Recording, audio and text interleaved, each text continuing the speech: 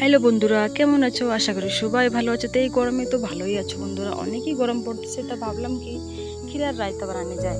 তা ক্ষীরা কিন্তু ভালো করে ধুয়ে দেখতে পাচ্ছ, বোটা দিয়ে কেটে কিন্তু এই কষটা ফেলে দিতে হবে। তারপর কেটে আবার ভালো করে ধুয়ে নিয়ে এবার কদ্দুকস করে নিতে হবে। তোমরা যে ফিলি পারো সেই ফিলি কিন্তু কাটতে পারো, আমি কিন্তু কদ্দুকস দিয়ে করে নিচ্ছি। আর কদ্দুকসটা করলে কিন্তু খুবই সুন্দর দেখায় আর দেখতেও সুন্দর দেখা যায়। তো আমি এবার কদ্দুকস করে নিলাম। কদ্দুকস করার পরে কিন্তু আমি দিয়ে দিলাম এবার দই। আর দইটা কিন্তু বাড়িই বানায়নি, আমি বাড়িই বানাই। তো এবার দিয়ে দিলাম দই, যাতে কি শশার উপরে। তো এই বন্ধুরা, এই রায়তা কিন্তু খুবই সুন্দর বানিয়েছিল আর অনেকই সুন্দর। আর এই মিষ্টি দই কি বা টক দই বানাই তোমরা কিন্তু বাড়ি খেতে পারতেছো।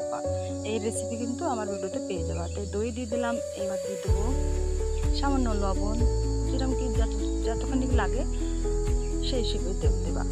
এবার দিয়ে দিলাম ঝালের গুঁড়ি। ঝালের গুঁড়িটা না দিলে একটু স্বাদ লাগে না। ঝালের গুঁড়ি দিয়ে কিন্তু আবার মিক্স করে নিলাম। আর বন্ধুরা, দেখতে এত সুন্দর, খাতে কিন্তু অনেক অনেক অনেক সুন্দর হয়েছিল বন্ধুরা। এবার কিন্তু দিয়ে দিলাম একটু গোলমরিচের গুঁড়ো, যাতে ফ্লেভারটা সুন্দর আসে আর দেখতেও খুব সুন্দর দেখা যায়, আর খাতে কিন্তু অনেক সুন্দর। তো এই তো রাইসটা করে কিন্তু আমার বাচ্চারা খুবই পছন্দ হয়েছিল আর খাইছে কিন্তু খুবই সুন্দর করে। তো তোমাদের কেমন লাগে কমেন্ট করে জানাও। আর এই কিন্তু তোমরা মাংস দিয়ে বিরিয়ানির সাথে তোমরা খেতে পারছো। তো এই ভিডিওটা তোমাদের কেমন লাগে কমেন্ট করে জানাও। আর গরমে ভালোই থাকো, সুস্থ থাকো, আর বাড়িতে একটু কমই বেরো বন্ধুরা। গরমে কিন্তু অনেক অনেক গরম পড়তেছে। তো ভালো থাকো, বাই বাই, টাটা। দেখা হবে ফিরে বলাবে, বাই বাই।